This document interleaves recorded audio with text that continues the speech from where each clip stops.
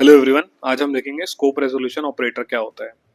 तो scope resolution operator सबसे पहले तो डिफाइन कैसे किया जाता है, तो उसको डिफाइन करने का एक तरीका है कि भाई दो कॉलन लगा दो नेक्स्ट टू ईच अदर। अब इसकी डेफिनेशन देखते हैं। It is use to specify an identifier defined within the scope of a class. तो कोई, अब आप पूछोगे कि स्कोप क्या होता है क्लास का स्कोप ये होता है जैसे कि एक बेस क्लास है, पेरेंट क्लास है और एक चाइल्ड क्लास है। तो इस parent class child class parent class की सारी प्रॉपर्टीज को एक्सेस कर सकती है ना। तो वो कहेगा कि ये नेस्टेड क्लास हो गई और इन दोनों का स्कोप मतलब इसकी जो प्रॉपर्टी होगी वो इसके अंदर भी प्रेजेंट होंगी, तो वो स्कोप क्लास के स्कोप के अंदर आ जाता है कि क्लास का स्कोप यहाँ यहाँ तक है। ठीक है। बट यहाँ पे हम इसको कहेंगे कि इसका स्कोप सिर्फ यहाँ अंदर अंदर तक है। एड्रेस आईडी इसके जो प्रॉपर्टीज हैं वो इसके स्कोप के अंदर आएगी क्लास के। ठीक है। तो ये क्या कह रहा है, it is use to specify an identifier defined within the scope of a class. अगर कोई आइडेंटिफायर डिफाइंड है क्लास के स्कोप के अंदर, क्लास के अंदर, तो उसको स्पेसिफाई स्पेसिफाई कर सकते हैं हम we using scope resolution operator. और क्या होता है, कुछ क्लासेस होती हैं और can have same identifier, same name भी होते हैं, तो उनको भी डिफाइन करने के, स्पेसिफाई करने के काम आता है स्कोप रेजोल्यूशन। तो और क्या होता है, scope resolution operator uniquely identifiers a member of a particular class. जैसे कि यहाँ पे एक एग्जांपल में देखते हैं। जैसे ये x है, इंट x है ना, और हमने एक मॉड्यूल लिखा, मॉड्यूल x इक्वल टू 20। तो अगर हम क्या करेंगे, अगर हम इनिशियल बिगिन डिस्प्ले करवा देते हैं इसको डायरेक्टली, तो ये मॉड्यूल ऑटोमेटिकली इस x को प्रिंट कर देगा। बट व्हाट इफ हमें ये वाला डिस्प्ले कराना है, तो उसके लिए हमें स्कोप रेजोल्यूशन का ऑपरेटर यूज करना पड़ेगा, $रूट x। $रूट से हम सीधा बाहर पहुंच जाएंगे ग्लोबल। ठीक है। तो $रूट x से हम इसको डिस्प्ले करा लेंगे स्कोप रेजोल्यूशन ऑपरेटर की मदद से। ये हो गया। और क्या करता है, सबसे मेन इंपॉर्टेंट काम जो हम यूज करते हैं, scope resolution operator allows to access static members from outside the class. Suppose ये क्लास लिखी हमने और एड्रेस और आईडी लिखा और हमने स्टैटिक कर दिया। अब हमें अगर एक्सेस करना है तो हम पैकेट डॉट आईडी कर देंगे, है ना, कि भाई पैकेट डॉट आईडी, या अगर स्टैटिक ना हो तो पैकेट डॉट आईडी कर देंगे, और अगर एड्रेस करना हो तो पैकेट डॉट एड्रेस कर देंगे। बट स्टैटिक क्योंकि एक ही पर्टिकुलर मेमोरी लोकेशन है, तो अगर हमें इसी आईडी को एक्सेस करना है तो हमें उसको स्टैटिक मेमोरी को एक्सेस करने के लिए पैकेट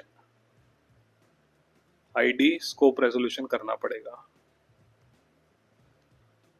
तो ये होता है, किसी भी स्टैटिक प्रॉपर्टी को एक्सेस करने के लिए हम यूज करते हैं स्कोप रेजोल्यूशन ऑपरेटर, अदरवाइज वो सही वैल्यू नहीं देगा हमें।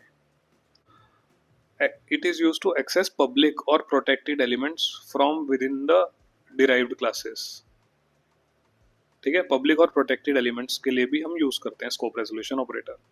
और कहाँ कहाँ यूज किया जाता है, जैसे सपोज हमने एक पैकेज लिख दिया, अब इस पैकेज को हमने बाहर से एक्सेस करना है, जैसे मॉड्यूल के अंदर हमने किया था, मॉड्यूल के अंदर एक्सेस। तो इसको कैसे करेंगे हम, my package scope resolution operator colour और माई कलर। तो एक्सेसिंग एन्यूमरेटेड टाइप को हम सीधा लिख देंगे इसका, ये यहाँ से पैकेज माई पैकेज, ये इसका name my package scope resolution colour T.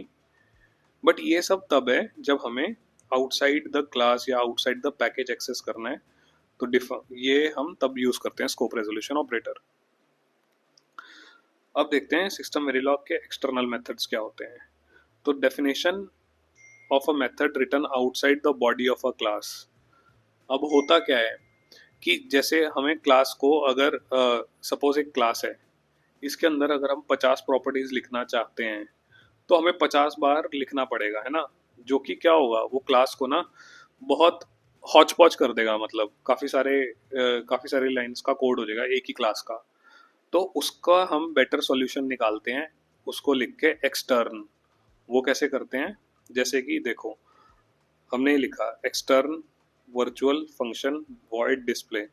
तो इससे क्या हुआ, हमने जैसे क्लास पैकेट लिखी, इसके अंदर अगर हमने एड्रेस डेटा लिख दिया और एक्सटर्न वर्चुअल फंक्शन लिख दिया, तो ये फंक्शन ना हम क्लास के बाहर लिख सकते हैं। और इसको एक्सेस कैसे करेंगे, फंक्शन वॉइड पैकेट, पैकेट मतलब वॉइड, क्योंकि ये कुछ कोई वैल्यू रिटर्न नहीं कर रहा है तो इसलिए वॉइड लगाना पड़ा, पैकेट मतलब क्लास का नेम, और स्कोप रेजोल्यूशन डिस्प्ले। तो यहाँ पे स्कोप रेजोल्यूशन भी काम आएगा क्योंकि हम ये फंक्शन को एक्सेस कर रहे हैं आउटसाइड द क्लास, तो यहाँ पे स्कोप रेजोल्यूशन इंपॉर्टेंट है। ठीक है, तो ये काम पूरा वही करेगा, जैसे अगर हम इसको इसके अंदर भी लिख देंगे तो काम सारा वही करेगा ये। It's just that extern virtual function करके हमने इसको बाहर कर दिया डिक्लेयर।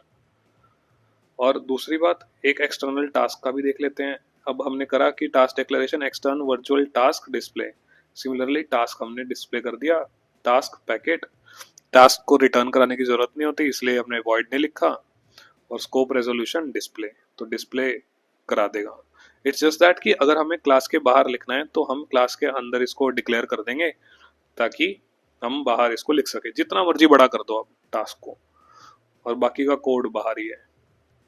ये वर्क ऐसे ही करेगा कि हमने अंदर लिखे या बाहर लिखे, सेम वर्क करेगा। करेक्ट।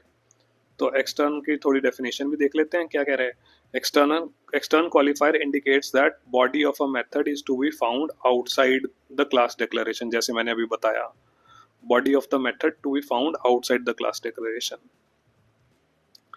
ठीक है, before method name the class name should be specified within the class resolution operator to specify to which class method is correspond. तो क्या कह रहे हैं कि इससे पहले हमें डिस्प्ले से पहले इसका क्लास रेजोल्यूशन ऑपरेटर लिखना पड़ेगा कि बताने के लिए कि डिस्प्ले है किस क्लास का। ठीक है, सपोज अगर मल्टीपल क्लासेस हो गई, पैकेट, एक पैकेट हो गया, दो पैकेट हो गए, तो ये कौन सी क्लास का डिस्प्ले होगा ये डिफाइन करने के लिए हमें उसका क्लास का नेम भी लिखना पड़ेगा। ठीक है, अब आए हम number of arguments, argument name, argument type should match between methods declaration and method definition. तो अब अगर हमें डिस्प्ले के अंदर सपोज कोई आर्ग्यूमेंट भी लिखना होता तो ये आर्ग्यूमेंट यहाँ से मैच करना चाहिए, ये भी इंपॉर्टेंट है। ठीक है, तो ये था एक्सटर्नल मेथड्स, एक्सटर्न मेथड्स और स्कोप रेजोल्यूशन का कंसेप्ट। तो होप आपको ये वीडियो पसंद आए। Please like, share and subscribe my channel.